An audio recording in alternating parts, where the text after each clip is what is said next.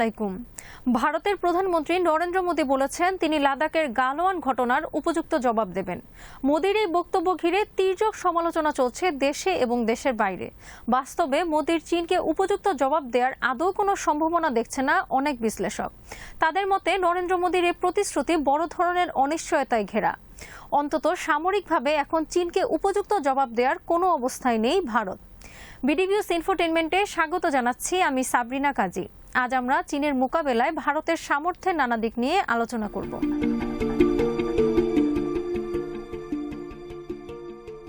গালওয়ান ঘটনায় গোটা ভারত জুড়ে তীব্র ক্ষোভ আর হতাশা বিরাজ করছে। মোদী সরকারের বিরুদ্ধে চলছে তীব্র সমালোচনা। ক্ষুব্ধ জনতার মনের আগুন নিভিয়ে শান্তির পরশ বোলানোর মতো উপায় এই মুহূর্তে মোদীর কাছে নেই। এমনকি লোক দেখানো কোনো পদক্ষেপ নেওয়ারও অবস্থা নেই, যেমনটা বলা হয়ে থাকে পাকিস্তানের বালাকোট অপারেশন নিয়ে। ফলে বিশ্লেষকদের মতে এই ঘটনা হজম করা ছাড়া আপাতত উপায় নেই ভারতের। অপরদিকে লাদাখের গালওয়ান ঘটনায় চীন ভারত সম্পর্ক গভীর ক্ষত সৃষ্টি করেছে।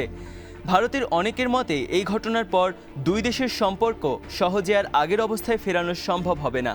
গালওয়ান ঘটনার জের অনেক দিন অনেকভাবে বিরাজ করবে দক্ষিণ এশিয়ার রাজনীতিতে। গালওয়ান ঘটনার জন্য কেউ কেউ মোদীকে দায়ী করার চেষ্টা করছেন। চীনের কৌশল ভারত সঠিকভাবে সঠিক সময় অনুধাবন করতে পারেনি। ভারতের ভুল হিসাব নিকাশের কারণে গালওয়ান ট্র্যাজেডির অবতারণা হয়েছে। এছাড়া 2019 সালে মোদী সরকার কাশ্মীরের বিশেষ রাজ্যের মর্যাদা বাতিল করে লাদাখকে কাশ্মীর থেকে আলাদা করে কেন্দ্রীয় শাসনের অধীনে আনে। এই ঘটনারও পরিণতি হিসেবে কেউ কেউ দেখছেন গালওয়ান ট্র্যাজেডিকে।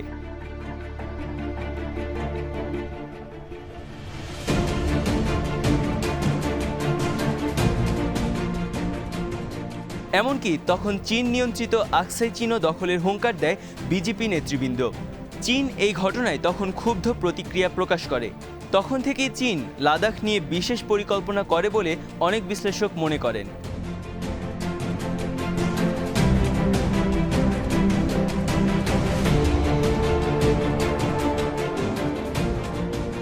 অনেকের অভিযোগ মোদী সরকার সারাক্ষণ লেগে আছে শুধু পাকিস্তানের বিরুদ্ধে আর অবহেলা করছে চীনের বিষয়ে। ভারতের ভিন্ন ধারার অনলাইন দি ওয়ারের এক প্রবন্ধে অশোক কে মেহতা লিখেছেন, এটা এখন পরিষ্কার যে বড় ধরনের ভুল পদক্ষেপের কারণে গালওয়ান ট্র্যাজেডির ঘটনা ঘটেছে।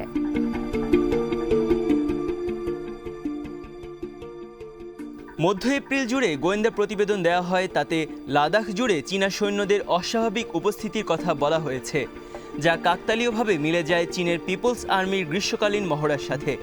এরপর ভারত দৌলতবেগ ওল্ডি থেকে চুসুল পর্যন্ত গালওয়ান ঘিরে ট্যাঙ্ক, আর্টিলারি সহ ভারী অস্ত্র মোতায়েন করে। এছাড়া হট স্প্রিং এবং প্যাংগং এলাকায়ও ভারী অস্ত্র মোতায়েন করা হয়। 5 মে চীনা পিপলস লিবারেশন আর্মি বা PLA অনুপ্রবেশ করে এসব এলাকায় লাইন অফ কন্ট্রোল জুড়ে। এরপর তারা গালওয়ান উপত্যকা এবং হট স্প্রিংয়ে ছাউনি স্থাপন করে। এরপর প্যাংগংয়ে তারা 9 মে ছাউনি বসায়। এছাড়া 1500 মাইল পূর্বে সিকিমের নিষ্পত্তিকৃত সীমান্তের নাকুলাতেও তারা ছাউনি স্থাপন করে। 15 মে ভারতের সেনাপ্রধান জেনারেল MA নারাভানে এই অনুপ্রবেশের জন্য চীনা আর্মির স্থানীয় কমান্ডারকে দায়ী করেন। এই ঘটনার বৈশিষ্ট্য অনুধাবনে কিছু সময় নেয় আর্মির কর্মকর্তারা। তারা চীনা আর্মির কৌশল এখনও অনুধাবন করতে পারেনি, কারণ এটি ডেপসাং, চুমার এবং ডোকলামের মতো অনুপ্রবেশের ঘটনা নয়।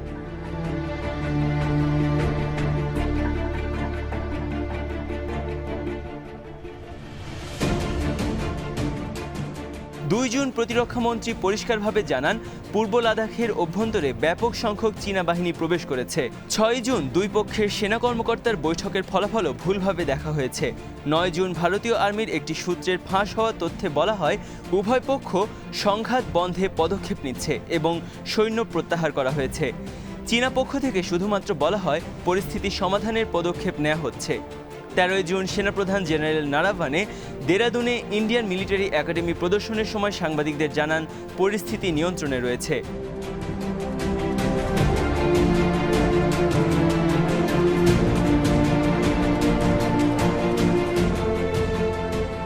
চীনা আর্মির পরিকল্পনায় ছিল গালওয়ান জুড়ে তাদের বহুমুখী অনুপ্রবেশ বজায় রাখা, আর এর উদ্দেশ্য হলো কৌশলগত ডারবুকশিয়োগ-টু দৌলত বেগ ওল্ডি হাইওয়েতে বাধা সৃষ্টি করা।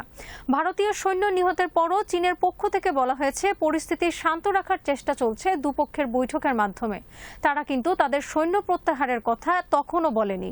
অথচ ঘটনার আগে থেকেই ভারতের পক্ষ থেকে বলা হয়েছে পরিস্থিতি শান্তকরণ ও সৈন্য প্রত্যাহার কার্যক্রম চলছে।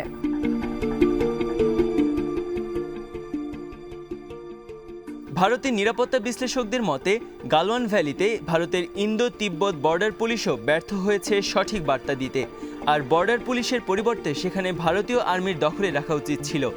দ্য ওয়ারের প্রবন্ধে অভিযোগ করা হয়েছে গালওয়ানে 15 জুনের রাতের ট্র্যাজেডি ঘটেছে ভুল হিসাব নিকাশ, সঠিক পরিচালনা আর কৌশলের অভাবে। এর সাথে ছিল তড়িৎ পাল্টা জবাবের প্রস্তুতি এবং মেকানিজমের অভাব। 2019 সালে কাশ্মীরে বিশেষ রাজ্যের মর্যাদা বাতিল করে ভারত। তখন লাদাখকে কাশ্মীর থেকে আলাদা করে সরাসরি কেন্দ্রের শাসনে নেয় ভারত। এ সময় স্বরাষ্ট্রমন্ত্রী অমিত শাহ হুঙ্কার দেয় চীন নিয়ন্ত্রিত আকসাই চীনও দখল করার।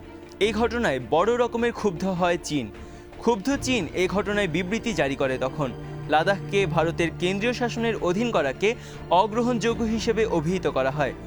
বিবৃতিতে বলা হয় একতরফাভাবে ভারতের অভ্যন্তরীণ আইন পরিবর্তন করে লাদাখের মর্যাদা পরিবর্তন করাকে চীনা টেরিটোরিয়াল সার্বভৌমত্বকে খাটো করা হয়েছে।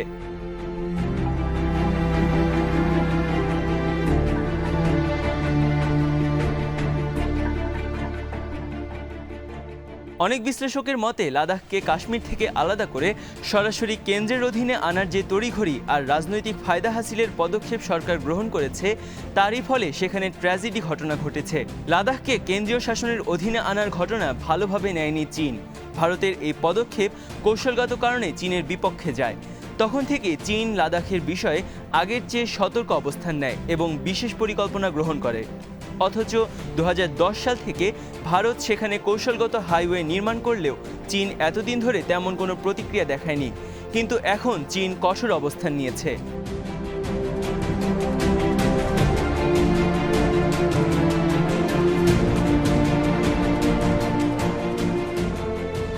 গালওয়ান ট্র্যাজেডিতে এখনো প্রতিশোধ আর ক্ষোভের আগুন জ্বলছে ভারতে।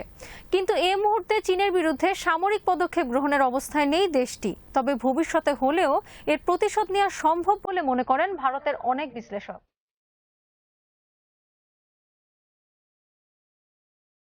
সামরিক, অর্থনৈতিক দিক সহ গুরুত্বপূর্ণ বিভিন্ন দিক দিয়ে চীনের তুলনায় বর্তমানে অনেক পেছনে রয়েছে ভারত। তার উপর দেশটিতে চলছে করোনার দুর্যোগ। ভারতের অনেকের পরামর্শ লাইন অফ কন্ট্রোল জুড়ে বিতর্কিত এলাকা দখল করে সেখানে সামরিক শক্তি বৃদ্ধি করতে পারে। দি ওয়ারের প্রবন্ধে অভিযোগ করা হয়েছে পাকিস্তানের সাথে অব্যাহতভাবে লেগে থাকতে গিয়ে ভারত চীনের প্রতি অবহেলা করেছে। ভারতের সব সৈন্যকে শেখানো হচ্ছে তাদের 1 নম্বর দুশমন হলো চীন, কিন্তু কোনো কারণে তাদের মনে সবসময় জাগিয়ে রাখা হচ্ছে পাকিস্তান প্রসঙ্গ।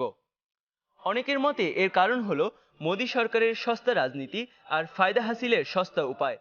মোদী সরকারের নেতৃবৃন্দ সারাক্ষণ শুধু পাকিস্তান জিকির আর পাকিস্তান বিরোধিতার সস্তা রাজনীতিতে লিপ্ত।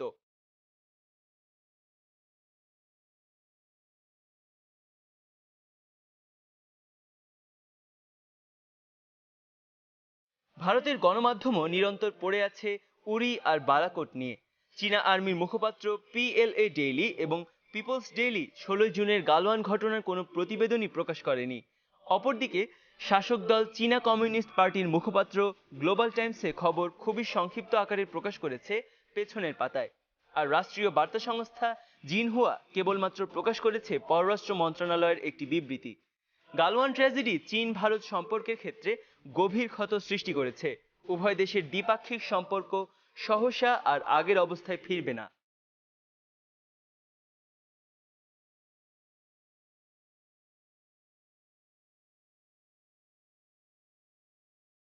নরেন্দ্র মোদী চীনকে উপযুক্ত জবাব দেওয়ার যে প্রতিশ্রুতি দিয়েছেন তার আদৌ কোনো সম্ভাবনা দেখছে না অনেকে।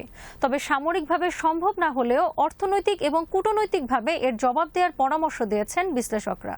মোদী সরকার চীনের বিরুদ্ধে কী ধরনের পদক্ষেপ নেয় তা এখন দেখার বিষয়। আজ এখানেই শেষ করছি। সমরাষ্ট্র, প্রতিরক্ষা, কূটনৈতিক ও দেশ বিদেশের নানা তথ্য জানতে চোখ রাখুন বিডিভিউজ ইনফোটেইনমেন্টে। চ্যানেলটি ভালো লাগলে সাবস্ক্রাইব করুন। আমাদের ওয়েবসাইট bdviews.net ভিজিট করুন। আল্লাহ হাফেজ।